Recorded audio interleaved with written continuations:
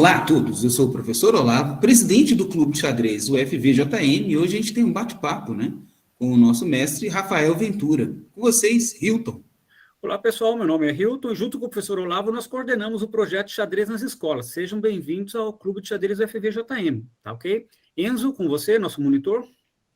Boa noite a todos, eu sou o Enzo, eu sou bolsista do projeto Xadrez nas Escolas e professor do Clube de Xadrez do UFVJM. E hoje é com grande honra e prazer que a gente recebe o mestre FIDE, Rafael Ventura, para o nosso clássico bate-papo, né, com mestres e personalidades do mundo enxadrístico.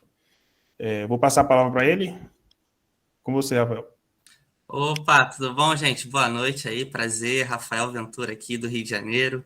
É um grande prazer estar com vocês aí para poder contribuir com algum tipo de informação, né, alguma história, algum tipo de conteúdo que venha agregar aí para todos vocês aí, tanto do quem está assistindo a gente, tanto a vocês que estão aqui na live. É um prazer enorme aí estar com vocês.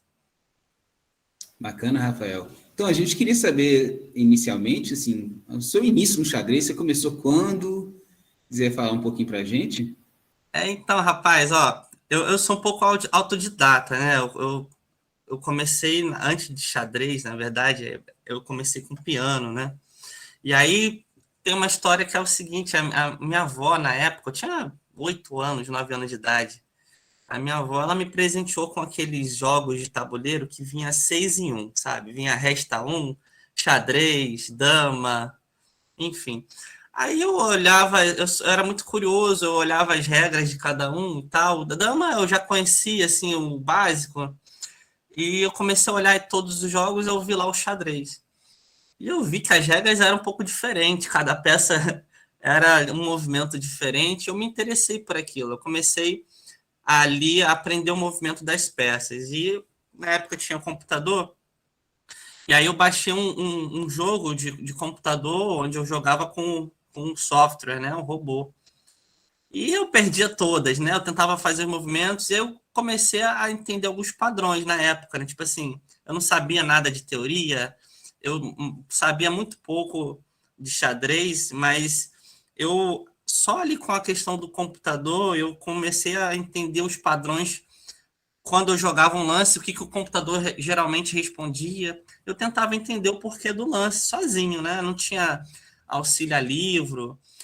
A internet era uma coisa assim, um pouco ainda, não tinha muito conteúdo, né? Essa coisa de YouTube.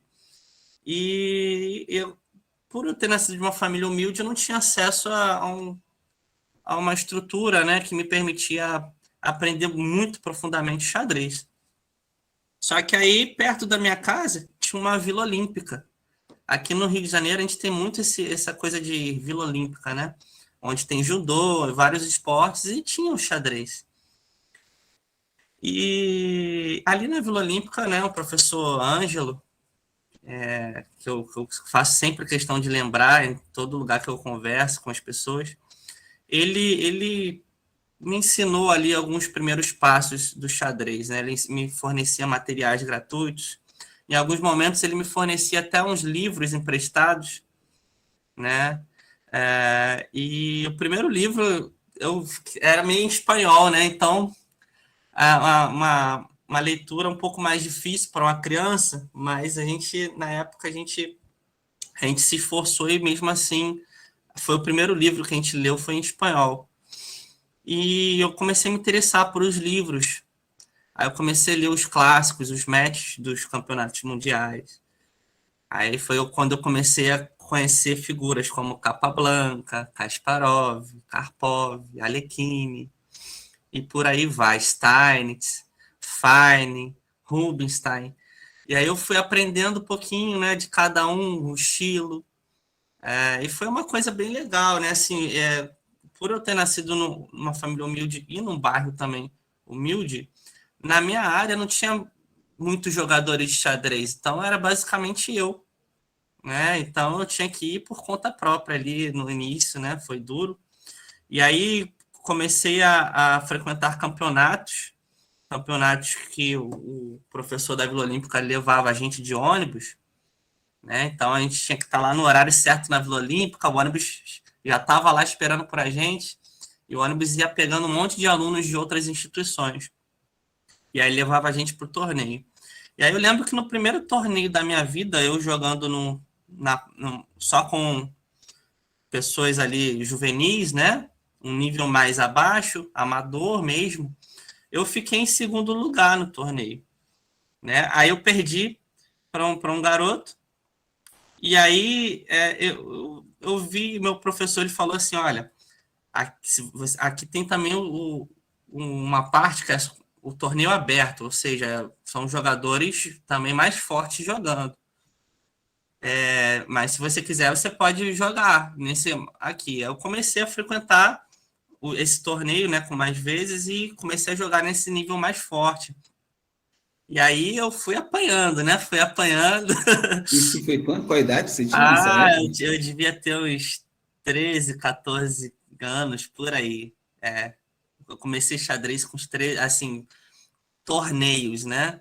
Com uns 13 anos, mais ou menos, de idade.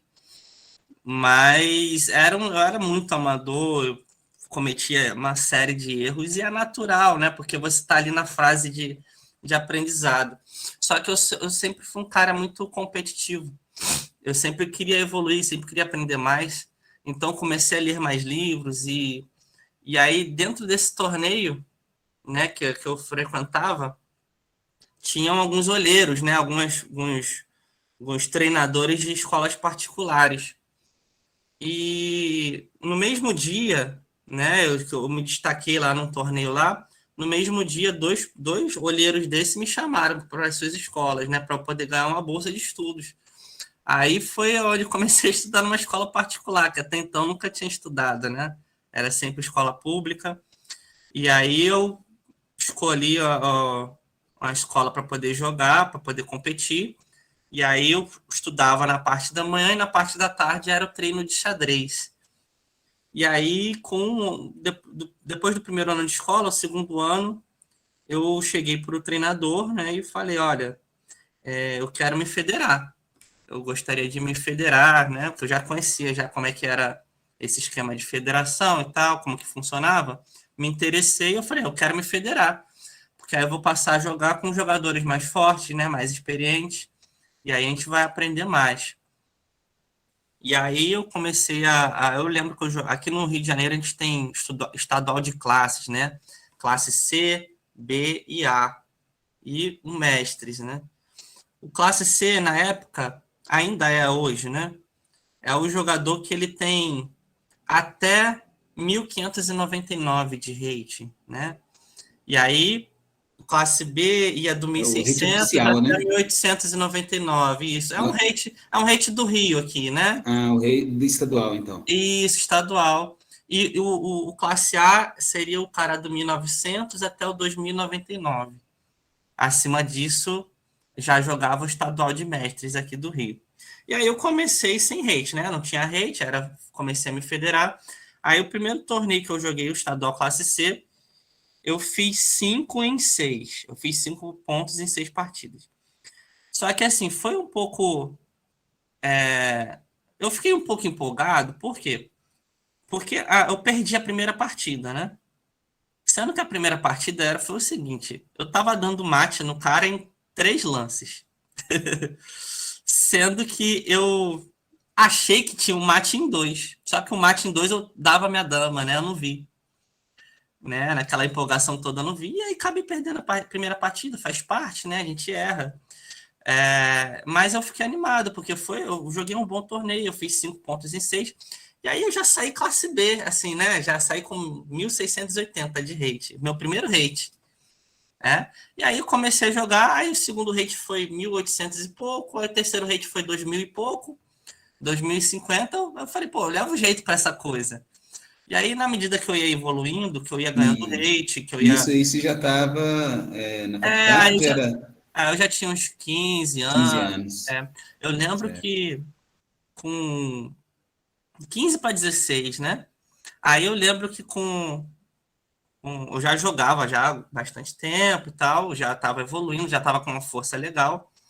E eu sempre lendo livro, sempre estudando. E até então nunca tinha pagado assim um professor, no GM, sabe? Alguma coisa do tipo assim, para poder ter aula. Nunca tinha feito isso.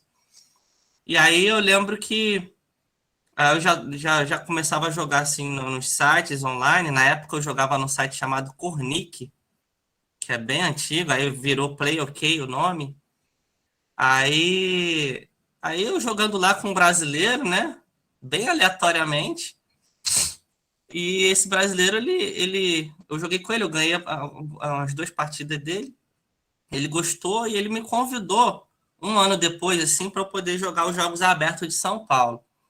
Aí eu joguei lá para os Jogos Abertos de 2014, pela equipe de Bauru, né? Os jogos foram em Lins. E a equipe era muito forte, e eu era disparadamente o mais fraco da equipe, porque a equipe tinha Rodrigo Teral, MF, Paulo Jatobá, que é outro MF fortíssimo, tinha o MF Barreto, que hoje ele está mais no poker, né? Mas ele jogava muito xadrez. E então essa era uma equipe bem forte. E aí eles me colocaram no tabuleiro 1, porque tipo assim, para queimar, né? Tipo assim, queima o tabuleiro 1 e eles ganham nos tabuleiros 2, 3 e 4, né? Então o tabuleiro 1 era para queimar mesmo, para botar contra o jogador mais forte deles e queimar. Sendo que nesse torneio era muito forte, porque tinha Mequinho jogando, Neuris Delgado, GM Matsura, MF Charles Gauch, entre outras personalidades, né? Marcel Te Ama. Só pedrada, né? Só pedreira. E eu, assim, eu sabia que os caras eram GM, mas eu não tinha aquela dimensão de o quanto era difícil pro cara chegar a GM, sabe? Para ter o nível que aqueles caras tinham. Eu não tinha essa dimensão ainda. E aí eu lembro que esse torneio eu fiz 5,5 em 6. Eu só empatei com o Mequinho. E assim, foi uma experiência muito grande, né? Eu tenho uma partida salva até hoje. Estava conversando com o Ferreirinha, que é o Dimitrovski aí do Lichess, né? Que a galera conhece como Dimitrovski. Ferreirinha, aí ele me pediu essa partida, eu achei a planilha. Vou até pegar aqui para mostrar. Bom demais, hein? A planilha, olha o estado da planilha. Não sei se dá para ver. Ó. Empatar com o Mequinho é jogo duro, cara. A planilha tá toda amarela já. Ó, olha o estado da planilha. Né? Porque eu guardei ela, só que ela moldura ela aí, a moldura foi uma quadro. Foi amarelando. E eu tive até que reforçar aqui ontem, né? Ontem, eu tive que reforçar aqui alguns lances de uma caneta, né? Porque já tinham apagado os lances, né? Por sorte, eu lembrava ainda a partida de cabeça. Aí eu fui fazendo novamente aí os lances da partida. E aí, isso foi muito legal, porque assim, até então não tinha eu não tinha rating feed, né? Eu só tinha rating aqui do Rio de Janeiro, que era o rating da Fecharge. Essa é até a nossa próxima pergunta, né? Como você escolheu o seu rate? Pois é, aí o que acontece? E aí, quando terminou a partida, teve umas pessoas que tiraram foto assim, da planilha, né? Aquela coisa. Eu achei legal pra caramba. E aí, no dia seguinte, o Mequinho, ele chegou até mim antes de começar as partidas, ele me perguntou qual era meu rating. Aí eu falei que eu não tinha. Ele arregalou os olhos, porque a gente tinha empatado. Aí ele arregalou os olhos, eu falei, eu não tenho rating. Aí ele falou, nossa, não, mas você tem uma força de 2.200, sei lá o quê. Eu achei aquilo o máximo, né? Mas foi uma das experiências mais legais até hoje, né? Que eu tive do xadrez, porque a gente está falando de uma lenda, né? Do xadrez brasileiro. É um cara muito respeitado tanto no Brasil quanto fora. Aquilo para mim foi muito legal. Foi uma experiência marcante que me deu mais vontade ainda de querer evoluir no xadrez, né? E aí no ano de 2016 eu virei mestre FIDE, né? Foi um ano também bem marcante para mim. Foi muito trabalho, muita luta, e até então nunca tive ainda um treinamento de um grande mestre, de um cara ali para poder me auxiliar. Mas depois disso eu comecei a estudar com alguns jogadores, como o Neures Delgado, cheguei a estudar um tempo com ele. Estudei com o mestre internacional Eduardo Limpe, aqui do Rio de Janeiro, que é um jogador fortíssimo, um dos jogadores mais fortes em finais, né? Que a gente tem hoje no Brasil, né? É um dos maiores conhecedores de estudo de finais no xadrez. E foi justamente isso que eu comecei a estudar com ele, né? A parte mais forte que o cara tinha ali, eu comecei a estudar. E aí, recentemente, eu parei as aulas. Então, eu tive a oportunidade de estudar com esses jogadores que são ícones hoje aí no Brasil, tem uma grande história e muito conteúdo para passar.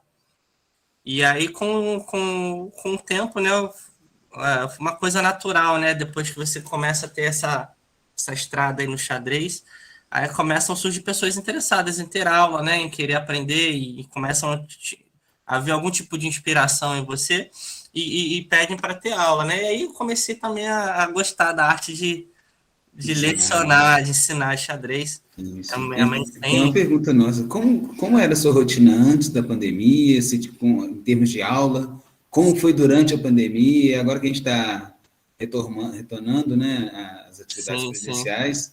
Como que foi essa trajetória em termos de aula, sua rotina de estudo também, para a gente ter uma dica aí, né, Rio? Sim. Hoje, fazer, né? Agora, no momento, eu não estou estudando, mas sempre que eu dou aula, eu acabo, de uma certa forma, reforçando ali algum conhecimento, né? Eu estou focado em concurso, né, agora. Então, são 3 anos aí pela frente só dedicados aí a concurso. Mas, vamos botar assim, na época mais pesada que eu estudava xadrez, foi ali por volta de 2015 a 2017, assim, foi a época que eu mais estudei xadrez na minha vida. Eu estudava cerca de 5, 6 horas, né, por dia.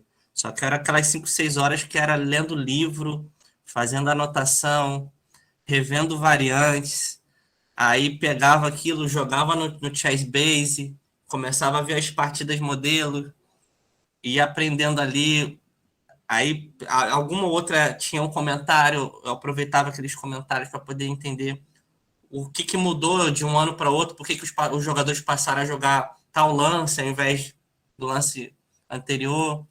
E eu fui começando a estudar. Era um estudo bem minucioso que eu fazia, né? Hoje eu não estou mais fazendo isso, né? Não estou com essa pegada. Mas contribuiu muito para o meu xadrez, para a minha evolução, essa coisa do estudo pesado, detalhado ali, tentando entender o porquê das coisas, né? Porque existem 2 formas de aprender. Você decorar aberturas e você realmente entender o porquê de cada lance. O porquê que não... Porquê que... Depois eu vou tentar exemplificar ali no tabuleiro, né? Mas o porquê que faz tal lance ao invés de tal lance, né? Então, isso tudo contribui para o seu aprendizado, porque quando o cara ele foge da teoria, né? Entrando agora na parte técnica, quando o cara ele foge da teoria e ele faz um lance diferente, ele faz um lance que é fora do padrão, fora do book, né? Você tem que saber o porquê que aquele lance não é bom. Você tem que ter esse tipo de compreensão, né? Assim, quando você vai evoluindo no xadrez, você tem que começar a procurar entender isso. Por que aquele lance ali que ele fez não é bom? O que ele tá fazendo? Isso não pode ser bom. Esse lance aqui que ele fez não é bom. Agora, por que não é? Aí você tem que começar a investigar isso, né? Mas se você já estuda com livros, principalmente livros comentados pelos próprios jogadores, que é os que eu mais recomendo, você começa a entender o porquê que aquele lance não pode ser bom, né? E aí que está o grande segredo do aprendizado, né? Se você tiver hoje bons livros associados com um bom treinador, um bom mentor, você consegue evoluir de uma forma muito rápida no xadrez. Rafael, quais livros você indica para nós, que somos iniciantes, assim? Então, olha, o primeiro livro que eu li na minha vida, eu não lembro o nome, sinceramente, eu vou ser bem sincero. Ele era em espanhol, eu não lembro o nome. Mas hoje, a gente tem tem acesso a alguns livros que ele tem uma linguagem que é fácil para o cara que ele está começando, né? Óbvio que o primeiro passo é o cara aprender a notação, né? Porque senão ele não vai conseguir reproduzir os lances. Mas hoje a gente tem o xadrez do Pacman, o deck Pacman, né? Que é um livro sensacional. Praticamente todos os mestres brasileiros leram esse livro, mas não tem como. Para mim, o melhor livro já escrito na história do xadrez é o livro de Zurique, 1953, escrito pelo Braunstein, tá? Esse livro, ele é do famosíssimo Internacional de 1953, um torneio fortíssimo, tipo um candidato da época, assim, né? E é um torneio que... Era um torneio que dava vaga para o candidato, né? Isso. Só que, assim, as pessoas que jogaram esse torneio eram lendas, né? Lendas vivas até hoje. Mas o principal desse livro são os detalhes dos comentários das variantes, né? Principalmente para jogadores que jogam Índia do Rei, Benoni, Benko, essas variações, né? Ninzo-Índia, é um livro perfeito, né? Tem tudo que você precisa para ser um bom jogador dessas variantes, e um bom jogador de xadrez tem nesse livro, né? Porque ele te mostra todos os planos, o porquê que aquele lance funciona, qual que é toda a ideia por trás daquele lance. É uma coisa incrível. Esse livro, eu acho que foi até inclusive eleito, né, o melhor livro de xadrez de todos os tempos, mas realmente é o melhor livro que eu já li. Tem alguns livros que eu também recomendo, mas aí já não é tanto para o jogador que ele está começando, já é o cara que ele já está ali no nível intermediário, que seriam livros de finais, né, como Endgame Manual, do Dvoretsky, que é um livro sensacional para estudos de finais. Tudo que você precisa saber de finais. Finais de cavalo e bispo, finais de par de bispos, final de torre e bispo contra torre. São qualquer tipo de final que você puder imaginar vai ter detalhado todas as regras nesse livro, né? É um livro de 1000 páginas, então é um livro bem grande para você ler assim, durante 2 anos, né? Só focando nesse livro.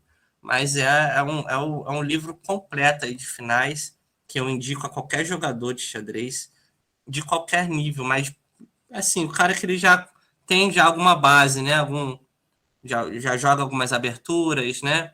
Então, aí ele já começa a estudar esses livros de finais, que é muito importante. Uma outra coisa assim que eu acho legal, principalmente para quem está começando, é não focar muito no estudo de aberturas. E sim na parte de planos, de estratégia, de meio jogo e finais. E tática, resolução de exercícios de tática. Se eu for dizer assim, o caminho, acho que mais interessante para o cara ele se tornar um mestre hoje no xadrez, um mestre nacional ali com 2.200 de rate, né? Você começar a só ficar muito fera em finais e em tática. Finais, exercício de tática. Finais, exercício de tática. E no máximo ali, 2 a 3 aberturas de brancas e 2 a 3 defesas de negras. Só. Não precisa mais do que isso. Chegou nesse nível, aí o buraco fica mais embaixo, né? Aí você já tem que ter um estudo mais profundo de aberturas, porque nesse nível, os adversários, né, nas competições, eles começam a preparar contra você. Eles vêm lá, vou cair com fulano, eu vou puxar todas as partidas dele, vou ver onde ele erra, vou ver aquilo que ele mais joga e vou preparar alguma coisa contra ele. Então, você tem que surpreender sempre nesse nível, você tem que estar sempre surpreendendo seus adversários quando ele achar que tu vai jogar alguma coisa, você vai jogar outra abertura completamente diferente, ou outra defesa completamente diferente, e aí ele já vai sair do campo da preparação, que já é um outro nível, então é muito importante você surpreender ali o seu adversário. Algo que não é muito impactante no nível um pouco menor, porque geralmente o cara ele não vai preparar contra você. Então, você foca só em 2, 3 aberturas, 2, 3 defesas. O resto é estudo de finais, exercício de tática. Estudo de finais, exercício de tática. Só, né? E assim, com o tempo, você vai acrescentando essas novas aberturas no seu repertório.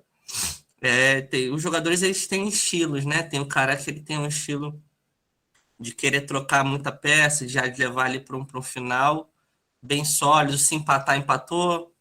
Se o cara vacilar, você ganha, mas com poucos riscos também de você perder a partida, né?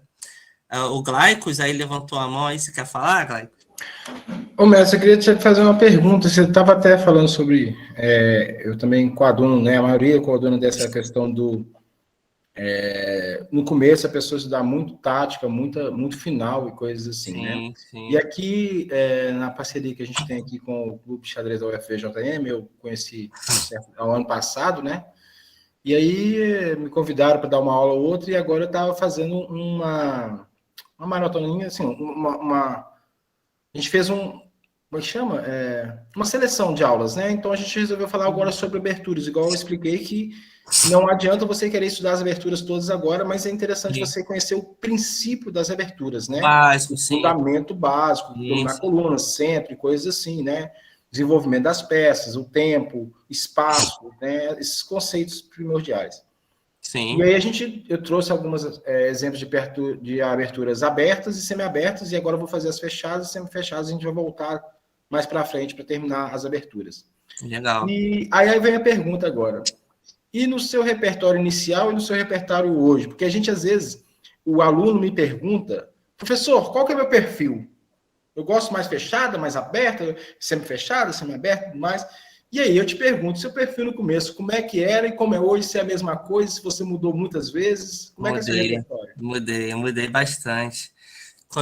A minha primeira abertura, né, que eu joguei na minha vida, foi a Rui Lopes, né, porque era uma abertura de brancas, você joga E4, E5, cavalo F3, cavalo C6 e bispo B5. Certo. Porque era a abertura que eu mais via nos livros. Era a que eu mais via, eu falei, pô, isso daqui tem que ser bom, porque tá em todo livro, esse negócio tem. Eu falei, pelo menos se não for bom, todo mundo tem que saber, né? Porque tá aqui. E aí foi a primeira abertura que eu joguei na minha vida, foi Rui Lopes. Depois eu migrei para abertura italiana, eu jogava o Gambito, você joga com B4, né? Fugiu aqui agora a memória o nome. Gambito Benco? Não, Benco. Não? Esqueci o nome. Eu dei essa aula, peraí, esses dias. Ai, o Gambito Evans. Deve saber o Gambito Evans, né? É o Gambito Evans. Isso. É um que você sacrifica o peão de B4. Aí é na italiana. E na italiana, você joga bispo C4, né? Aí eu trouxe até uma partida do Morph jogando essa. Eu comecei a jogar muito isso na época lá que eu tava falando que eu tava jogando o estadual classe C, né? Aquele torneio que eu fiz 5 em 6, que eu perdi a primeira partida, mas eu tava ganho. Eu joguei todas as vezes que eu tive a oportunidade de jogar a abertura italiana nesse torneio, eu joguei o Gambito Evans e com muito sucesso, né? Porque era naquele nível amador ali que eu me encontrava, era uma abertura muito agressiva, né? E aí, assim, é uma abertura que eu talvez hoje ela perdeu um pouco da popularidade, porque o preto hoje ele tem algumas maneiras de refutar e ficar com um peão a mais, né? Mas aí já vai um outro ponto, né? A escolha da abertura de acordo com cada adversário, de acordo com o nível. Esse tipo de aberturas que são muito agressivas, cheia de dinamismo, onde você às vezes sacrifica um peão ou sacrifica uma qualidade para ter um desenvolvimento muito forte e deixar o rei do cara exposto, enfim. Esse tipo de abertura, de conceito, é muito legal para você jogar no nível amador. Por quê? Porque você vai ganhar muitas partidas, né? Se você tiver o domínio, né? Se você tiver o domínio daquilo tudo que você está fazendo ali, você vai ganhar muitas partidas. Porque o cara, ele vai... O cara que ele está ali no nível amador, muitas vezes, bota aí 99% das vezes, ele vai ser materialista. Você vai dar um peão para ele, ele vai capturar. Se vai dar uma torre ali, de repente, para ele, ele vai capturar. Tá? Então, nesse nível, é muito legal, muito interessante você jogar esse tipo de abertura, assim, se você quiser resultados de vitória, né? Agora, é muito, muito importante para o cara que ele quer evoluir além, ele escolher um repertório mais sólido, né? Um repertório que vai te manter ali um tipo de vantagem. Eu joguei por muito tempo, até hoje eu jogo, mas eu estou diminuindo o ritmo.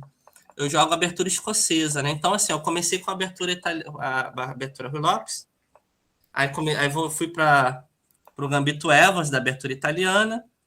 Hoje eu jogo a abertura escocesa, que é com D4, né?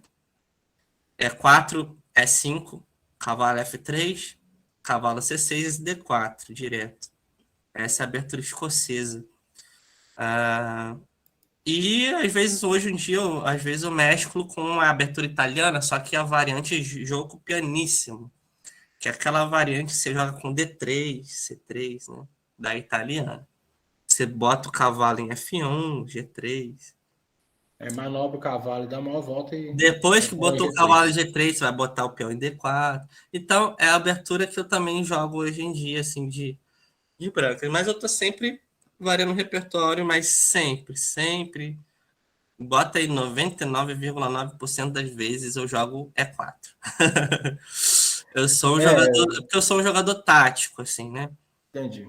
Hoje, porque, quando eu estava falando, quando os alunos me perguntam, eu falo assim, olha, eu não sei qual é o seu perfil, você que vai descobrir, né? Então, aquilo que você se sente bem, aquilo que você gosta mais de atacar e tal, você vai dar preferência para aberturas mais táticas, mais abertas e tal. E se você é um jogador que gosta mais de rocar, ficar ali, proteger o rei, mais posicional, você vai jogar aberturas mais fechadas. Sim. Então, essas orientações... Vai jogar nas casinhas, vai rocar rápido, né? O cara que ele quer jogar bem sólido, ele vai jogar aberturas oriundas da hatch, né? Cavalo F3, G3, bispo G2, rocou, pronto. Tá com o rock feito, né? E são linhas também bem interessantes, né? E quem conhece uma abertura igual você conhece uma italiana e gosta de jogar, conhece também as principais defesas. Tem que estudar, né? As principais defesas. Sim. E se você for jogar contra a italiana, qual a sua defesa preferida? Porque assim, eu jogo E5 também, né? Contra E4. Sim. Normalmente eu jogo siciliana, né? Com C5. Mas eu também jogo E5. Então, assim, contra a defesa italiana, eu sugiro você jogar normal, com bispo C5, tá? Tá certo. Para mim, tem algumas pessoas que jogam com bispo E7, mas eu acho um pouco mais passivo. Muito passivo. O cara existe também, né? Tem como, existe. Mas... É teórico, mas... mas eu prefiro jogar normal com bispo C5 ali, tá? Eu ensino meus alunos a começar com o lance cavalo F6, para entrar na variante do Fegatelo, porque se o branco jogar errado a variante do Fegatelo, o branco vai ficar bem mal, rápido, né? Então eu ensino meus alunos a começar com o lance cavalo F6. Daqui a pouco, se puder, eu compartilho a tela. Aí eu mostro. Por favor, pode abrir até agora. Pode ser agora já, então. Eu já ia comentar que todos esses comentários a gente já fez aulas relacionadas, então o Hilton mesmo falou do Fegatelo, né, Hilton? Eu gosto. Sempre que eu tenho oportunidade, eu entro no ataque Fegatelo. Porque, igual o Rafael falou, né? Se o adversário fizer um lance errado, ele se dá mal. Tanto com o branco, tanto para o preto quanto para o branco, né? Mas, assim, eu geralmente, se o preto jogar direitinho, o preto ele tem umas linhas muito legais, tá? Eu vou dar um exemplo aqui que eu dou para os meus alunos. Por exemplo, abertura italiana, então eu indico aqui. Vocês estão vendo a tela, né? Sim.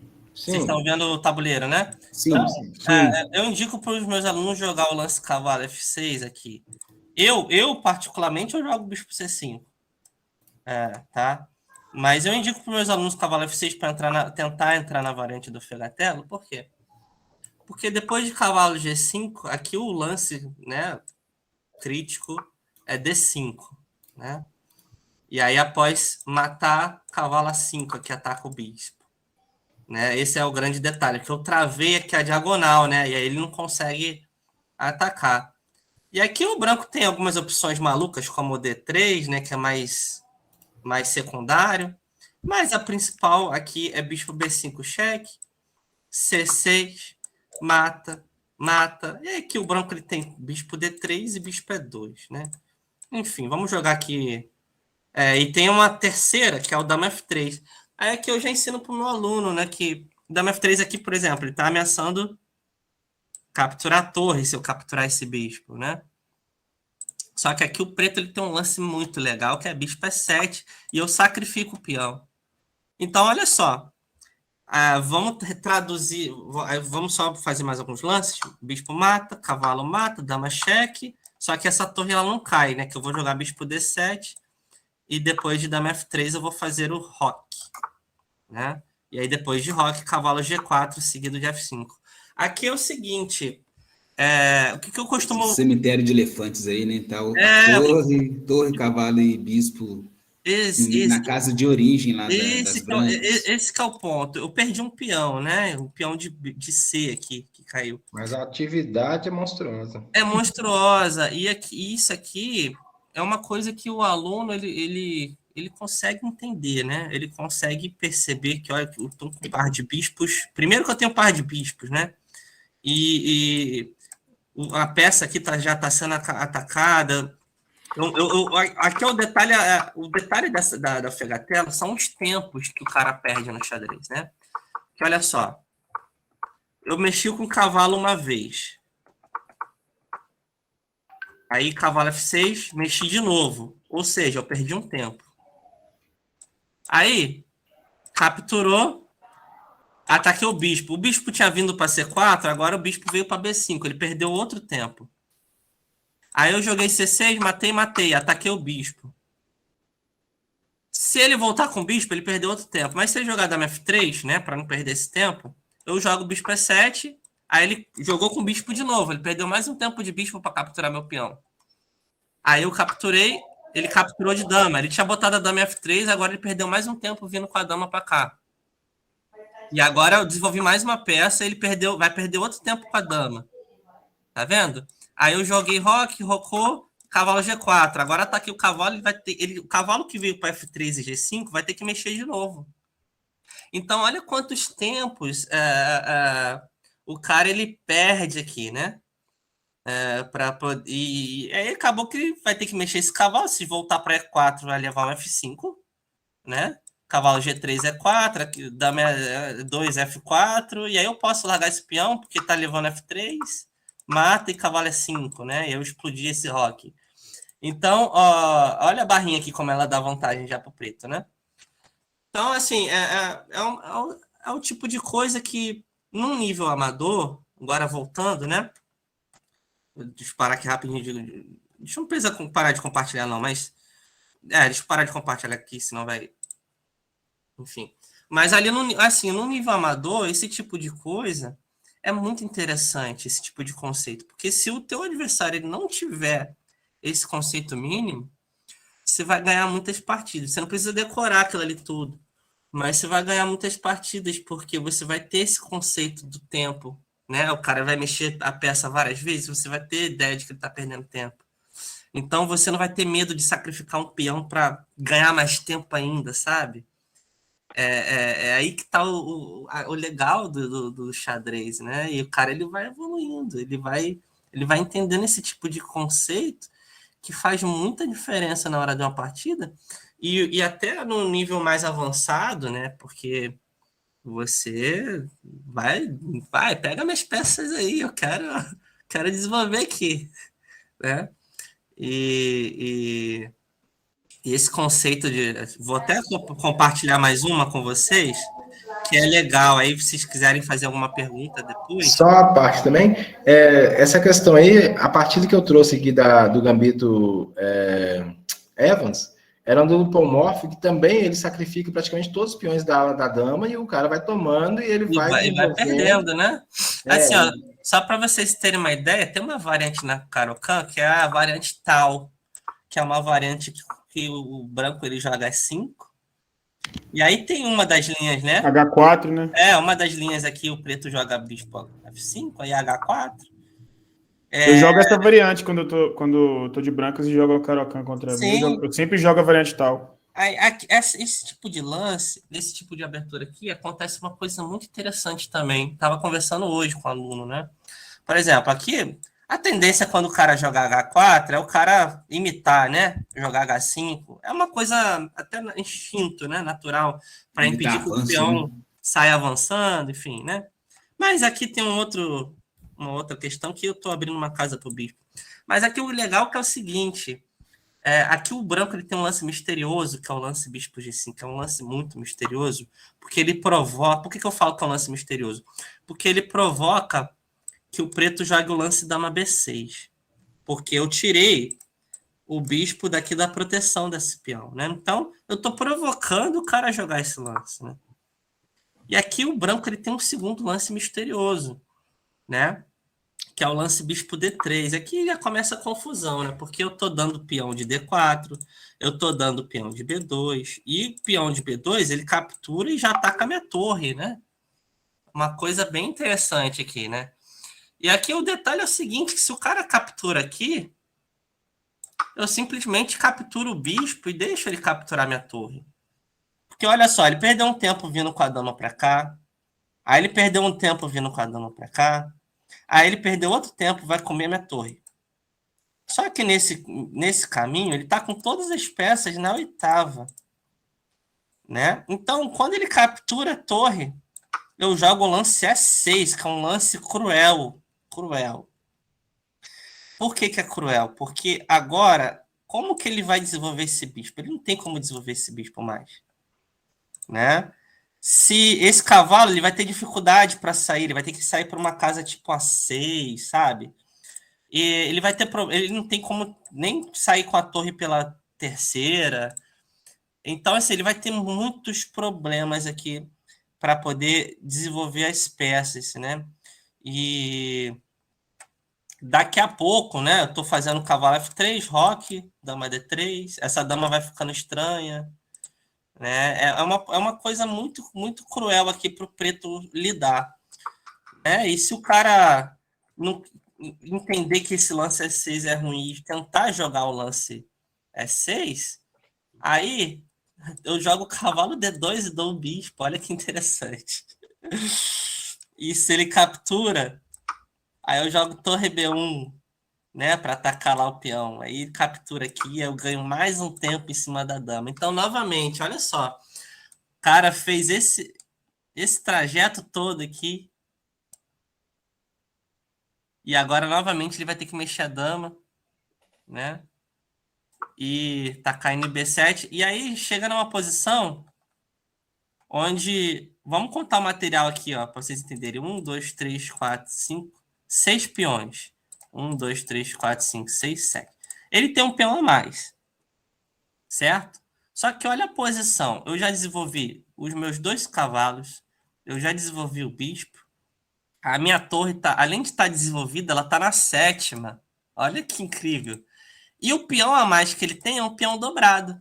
Então, aqui o branco está numa vantagem absurda, né? Eu já estou fazendo roque, deixando meu rei em segurança. E qualquer vacilo que ele der, eu estou explodindo esse centro aqui e dando mate lá no fundo, né? Então, esse tipo de situação acontece muito no xadrez e o jogador ele tem que estar sempre atento quando o adversário ele oferecer assim, algum tipo de material, ele tem que estar sempre atento se ele não vai estar perdendo muitos tempos para poder capturar ali um peão ou uma peça, né? E se esses tempos não vão custar caro. Como é o caso, por exemplo, aqui dessa posição, onde o preto ele tem todas as peças na 8ª, né? Ele está quase julgado no 17º lance. Exato. Se a gente o espaço que as brancas têm também, né? Que já estão além do meio do tabuleiro, enquanto ele está todo restringido. Sim, se a gente botar na avaliação aqui, a barrinha está dando 3,40, quase 4 pontos aí, né, de vantagem para o branco já, numa posição onde ele tem um peão a menos, tá vendo? Então, no xadrez, gente, tudo no xadrez tem a ver, não é material só, né? Tem a ver com a posição em si, do que está acontecendo ali na hora, no tabuleiro. Às vezes eu posso ter umas 3 peças a menos, mas eu tô numa rede de mate no cara, né? Então, o xadrez é muito, muito isso. Você tem que ter esse instinto de... Claro, se você tiver a oportunidade de ganhar material, com certeza você vai pensar e vai capturar o material, sim, na maioria das vezes. Mas tem casos ali que você tem que tomar um cuidado, né? Se você não está perdendo... Se você não tá... Aí entra numa coisa que é o básico, né? Aí vai uma dica para a galera que está começando, a galera que é amador. O princípio básico do xadrez ele tem que sempre ser respeitado independente do nível. Qual que é o princípio básico do xadrez? Evitar mexer com a mesma peça várias vezes na abertura, né? Procurar desenvolver as peças, deixar o seu rei em segurança. São princípios básicos, mas que em qualquer nível do xadrez, seja no básico, no amador, quanto no avançado, você tem que respeitar, né? No xadrez ele tem essa coisa que é legal, que no nível básico quanto no avançado, ele tem que ser sempre respeitado esses princípios básicos, tá? Porque se você fugir muito desses princípios básicos, você provavelmente vai ter problemas na sua partida. Nem o Mikhail Tal foge, né? Ele tem partidas tão peculiares e ele ainda assim acompanha esse princípio. O pessoal da plateia tem alguma pergunta? Vi que o Hilton... Fica à vontade aí, gente. Não, Rafael, fala um pouquinho dos cursos que você oferece, divulga aqui para a gente poder colocar também depois no clube como um todo. Não, hoje eu dou aulas particulares, né? As aulas elas são feitas também pelo Google Meeting e com o auxílio de plataformas como, por exemplo, o chess.com e o Chessbase, né? Então, eu costumo dizer que eu não sou só um professor, eu sou um mentor. Então, assim, eu acompanho os torneios, né? Tipo, o aluno ele vai jogar os torneios, ele vai anotar a partida, ele vai me enviar a partida, e mesmo que não seja o dia da aula, eu vou analisar aquela partida, né? E na aula seguinte eu vou comentar com o aluno, vou discutir, procurar entender o que o aluno está pensando, né? Porque você tem que fazer o aluno falar, você tem que fazer o aluno raciocinar. Então, eu trabalho com uma didática bem legal aí. Quem tiver interessado, tá? Minhas aulas são bem acessíveis, eu trabalho com alguns pacotes bem acessíveis. Né? E a divulgação via Instagram? Eu posso colocar o seu Instagram no nosso canal? Pode colocar o Instagram, sim, pode colocar. Aí eu vou estar fornecendo também para vocês o WhatsApp. Perfeito. O Enzo tem, né, o WhatsApp aí, ele pode estar anexando aí, se vocês quiserem. Sim, a gente coloca lá. Pode colocar aí no chat. Para quem estiver presente já participar, né? As redes sociais, YouTube, se quiser divulgar, que a gente Legal. Eu não tô com o YouTube de vocês aberto. Eu tô pode só ser no chat aqui mesmo do Meet. E a gente vai colocar lá ainda. Não, colocar o link, o nome do seu canal no YouTube, se você tiver, entendeu? Instagram. Eu não entrei para essa era dos streamings, né? Falo nada. Tem algumas pessoas que já sugeriram isso para mim, né? De eu estar criando. Eu sei que eu tenho que aprender a mexer nesse negócio de OBS, né? É bom, vale a pena. Eu tenho que aprender. É muito bom, é gostoso demais. Ainda não... Aprendi esse ano. Eu queria começar, mas como no momento eu estou focado no concurso, eu só estou me dedicando aos alunos mesmo, e alguns torneios específicos que eu acabo jogando, né? Mas assim, tá, eu tenho vagas aí disponíveis, quem quiser, tiver interesse, tá? Fica à vontade aí, a gente sempre bate papo com o aluno, a gente conversa. Esse link é o do nosso canal, hora, hein? né? Esse link é o nosso canal lá no... A gente tá sempre à disposição aí para ajudar e contribuir com a evolução da galera que quer evoluir, né? Um pouco mais aí no xadrez, jogar um xadrez num nível um pouco mais avançado. Porque o xadrez é um esporte da mente, né? Como as mídias dizem, aquela coisa toda. Mas é um esporte que eu vejo vários tipos de vantagem, né? Para quem quer começar a jogar. Uma delas é que quando você tem a oportunidade de viajar pelo Brasil mesmo, né? Em outros estados, para você poder competir, jogar, você está sempre conhecendo histórias novas e pessoas. Às vezes, por exemplo, a galera aqui do Rio às vezes faz a caravana, aí divide quarto. Aí é uma bagunça, é uma coisa legal, né? Divertida, compartilha histórias de viagens. Esse tipo de encanto que o xadrez tem também, além de toda aquela emoção ali na hora de você estar jogando a partida, né? Aí, às vezes, você joga uma partida emocionante, daqui a pouco tem um monte de gente em volta, assim, para poder ficar olhando e tal. Às vezes é uma coisa muito legal, um clima muito legal, né? Que o xadrez oferece. E, então, assim, para quem tem interesse em começar no xadrez, eu indico esse esporte, porque ele não é só aquela coisa de só jogar ali as pecinhas, não, né? Tem muitas coisas ali nos bastidores que são muito legais. O Gladys quer falar aí? Pode falar. Eu falo demais, na verdade. Eu pergunto demais, falo demais. Eu sou, como é paixão, assim como muitos que estão aqui, eu sou instrutor e árbitro da Federação Mineira de Xadrez, né? Então eu tenho sempre muita pergunta para fazer. Você tocou num ponto importante nessa questão do xadrez hoje, né? A gente for olhar hoje, xadrez presencial versus xadrez online. Nós tivemos aí o Gambito da Rainha, que foi um sucesso, tivemos pandemia logo em seguida, e o xadrez hoje, vamos dizer assim, o próprio Chess, o próprio chess.com já falaram que foram quintuplicou o número de adeptos e de inscritos, né, nos seus série fantástica. Então foi uma coisa interessante. Sim. Mas, porém, todavia, contanto, eu estou streamando esse ano e eu faço cobertura de 2 torneios, um na quinta-feira, que é o Itaberabão, sim, e na segunda-feira o trenzinho das 11. Sim. Da minha amiga Dani aqui de Montes Claros. Sim. Então eu queria, na sua opinião, só que eles são arena 3+0, é blitz. Isso, então, assim, não vou falar que é xadrez, não, vou falar que é blitz. Não é. Então eu queria saber, do seu ponto de vista, os benefícios e os malefícios desse rompimento muito rápido, né? Esse boom que houve no xadrez, principalmente no xadrez digital. Tá? Uhum. O que você pensa disso? Se você joga torneios digitais, teve que se adaptar a essa nova realidade, igual esse Meet aqui já foi uma nova realidade para a gente não usava isso antes da pandemia. E como é que você vê isso? Não, eu vejo como algo, é uma ferramenta, né? A ferramenta, ela pode ser, é como a internet, né? A ferramenta, ela pode ser usada para algo bom, como para algo que não vai te acrescentar muito.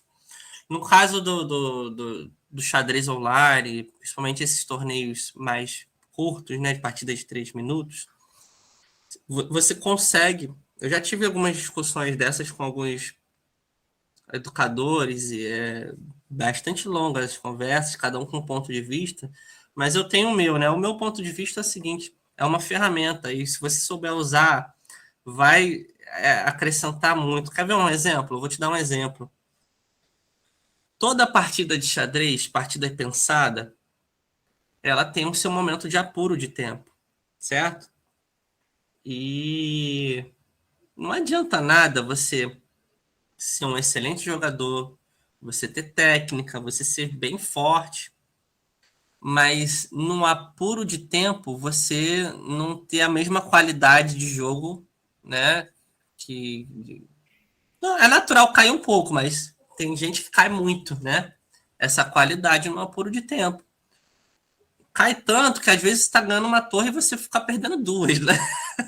No apuro de tempo, de tanta besteira que você faz, né? Então, o jogador um dos benefícios de você jogar tão bem partidas de 3 minutos é essa questão de você estar um pouco mais preparado para esses apuros de tempo em partidas pensadas. É importante.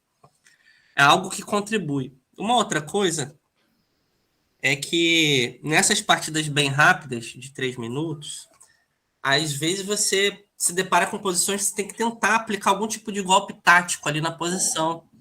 E como você tem um fator tempo bem limitante, né? Isso acaba que, junto com os exercícios de tática, tudo é um conjunto, né? Você está lá treinando seus exercícios de tática, está jogando partidas rápidas, você está fazendo esses, às vezes ali na partida, alguns táticos bem rápidos, né? Por conta do tempo. Isso também ajuda na tua velocidade de cálculo, tá? Uma outra coisa que é legal dessas partidas de 3 minutos é para você treinar aberturas, né? Como eu tô falando, não adianta você jogar só por jogar ali as partidas online de 3 minutos, né? É você jogar e aproveitar aquilo de alguma forma. Então, se você está ali estudando aberturas com o seu professor ou com algum auxílio de algum livro, enfim, você pega aquela coisa que você está estudando, aquele conceito ali que você está estudando, e tenta jogar umas 10, 15 partidas seguidas só daquilo. E aí você vai vendo as respostas dos seus jogadores, e aí tem uns torneios, mas tem gente que joga avulso, né? As partidas avulsas.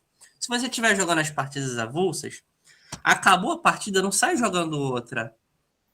Você bota ali no botão de análise, vê onde que você acha que errou, procura, aí você volta lá nos livros que você está estudando, né? E aí você vai vendo o que você errou. Então, se o jogador ele fez um lance interessante, né? Diferente daquilo que você está estudando, você para e tenta entender as ideias daquele lance. Então, o xadrez, ele rapidinho assim, ele te dá muito material. Basta você pegar esse material e você ir filtrando. É natural ter erros, porque você está jogando uma partida mais rápida, né? Mas se você for... não é questão de evolução. Se você está jogando partidas rápidas, aí você está errando, mas aí você está pegando, estudando por que você está errando. Ó, tô errando aqui. Ó, esse lance da abertura aqui, eu tô confundindo a ordem. Aí você vai lá e conserta. E nessa coisa toda, daqui a pouco você está jogando muito melhor, com o auxílio do teu treino, e você está sempre testando, você está sempre vendo as principais jogadas que seus adversários estão fazendo, e aí tu vai evoluindo, aí tu vai vendo que num nível mais forte, o cara já não está mais fazendo aquilo, ele está fazendo uma outra coisa, né? E tu tenta entender o porquê que ele está fazendo aquilo, e você vai evoluindo, né? Claro que você tem que ter aquela vontade, mas, resumindo, é uma ferramenta. Tem que saber usar. Se não souber usar, pode...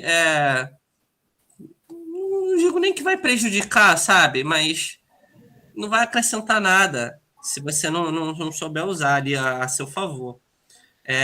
E ainda nesse gancho dessa coisa online, é muito importante você treinar todos os ritmos, porque é o ritmo de 3 minutos, de 3 minutos mais 2 segundos, que é um blitz padrão hoje da FIDE, treinar partidas rápidas ali de 10 ou 15 minutos, né? E presencialmente você tem que jogar torneio. Eu não aconselho você ficar jogando online partida de 1h30, sabe? Eu acho que é mais jogo você jogar ali ao vivo. Se for para jogar uma partida longa assim, joga ao vivo, né? Contra um jogador, que eu acho muito mais válido, né? E aí tem um único fator hoje online negativo do xadrez são a questão daqueles jogadores que trapaceiam, né? Que utilizam enganes, né? Mas faz parte. Eu vou usar o conselho do Eduardo Limpe, que é um mestre nacional do Rio de Janeiro. Ele me ensinou isso. Eu achei uma coisa fantástica. Ele falou, se o cara for jogar partidas com um programa contra você, não fica chateado, não. Joga até o final a partida, porque você está jogando com uma máquina. Então, se você for bem, tá bem, entendeu? Mesmo que você perca a partida, o importante é você extrair ali algo de positivo, entendeu? Mesmo que o cara esteja trapaceando ali em algum momento. Né? Eu tive uma vez um episódio muito interessante, eu até printei e mandei para os amigos, que eu também, às vezes, de vez em quando, gosto de jogar bullet. Tô de noite ali, antes de Sim, dormir, tô sem sim, sono e tal, eu jogo uns sim. bulletzinhos de 1 minuto, né? Eu jogo E também. eu tive uma coisa curiosa, eu joguei uma partida e dei mate faltando, acho que meio segundo. É 0,8 segundos, né? Menos de um Sim, segundo. Dei sim, mate no cara. E a hora que eu olhei pro tempo dele, ele tinha gastado ele tinha gastado 3 segundos. sim. E aí eu E vi que ele tinha rápido, né? jogado Nossa, contra uma máquina.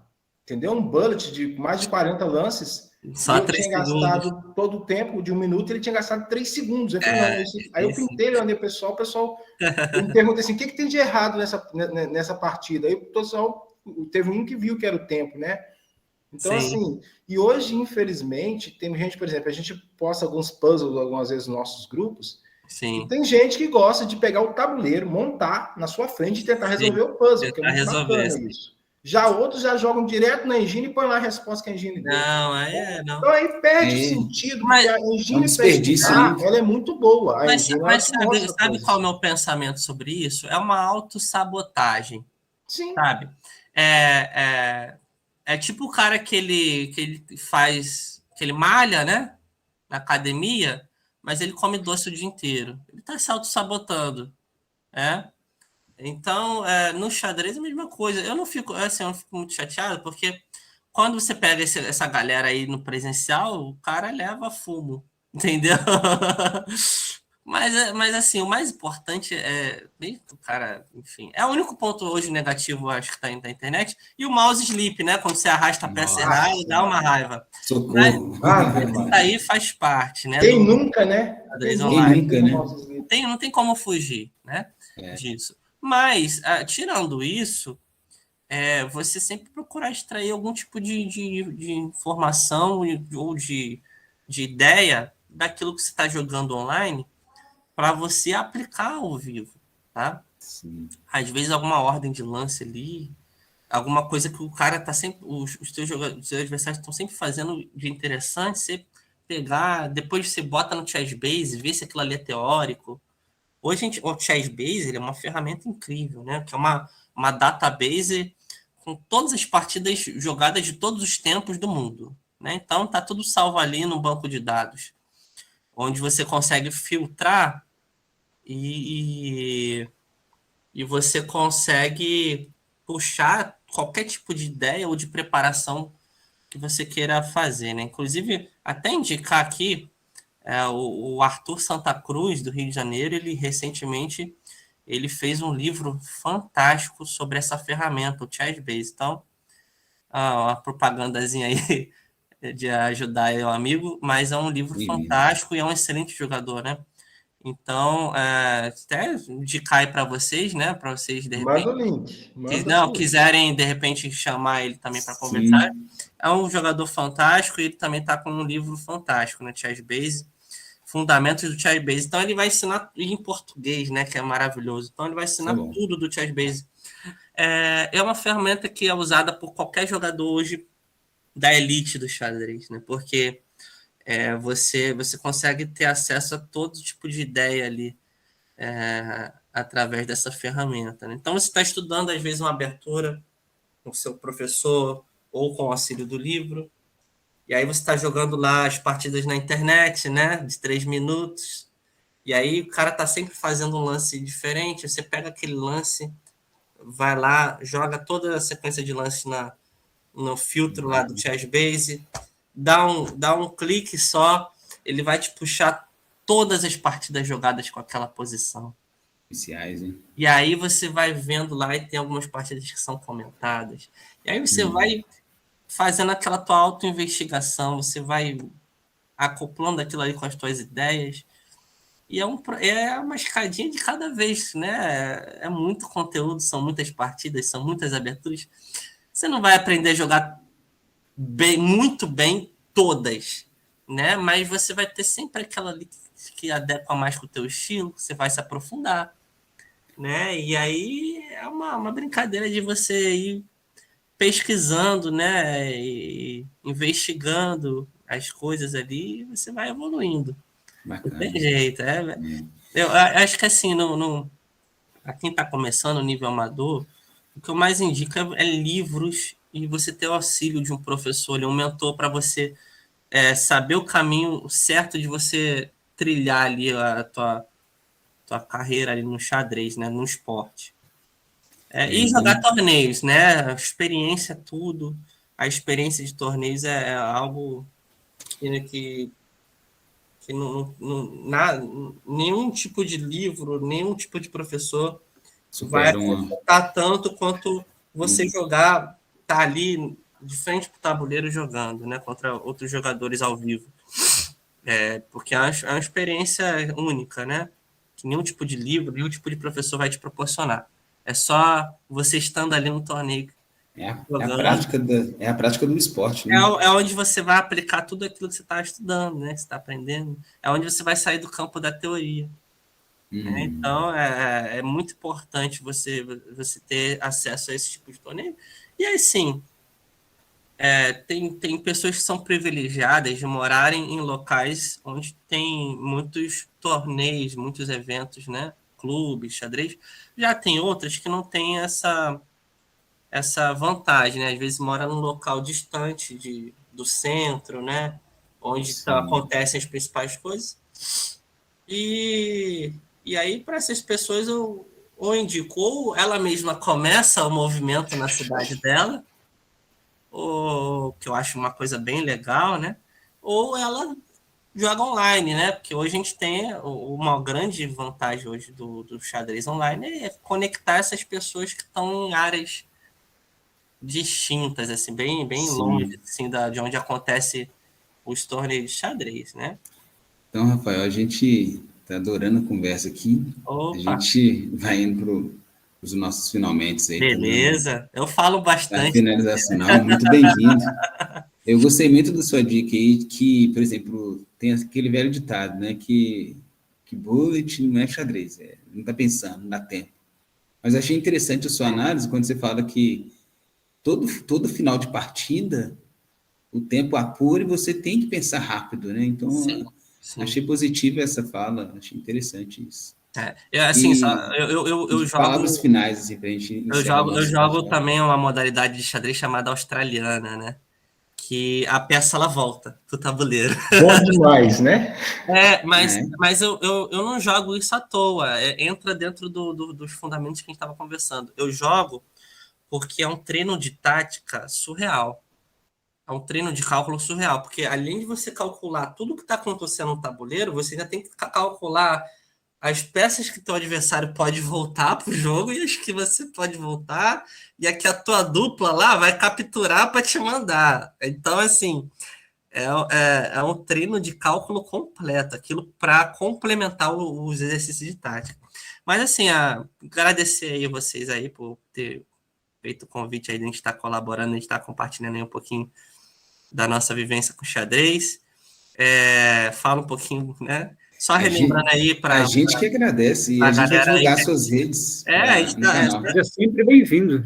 Que isso, obrigado, gente. Só relembrando aí para a galera que eu estou disponível para aulas, né?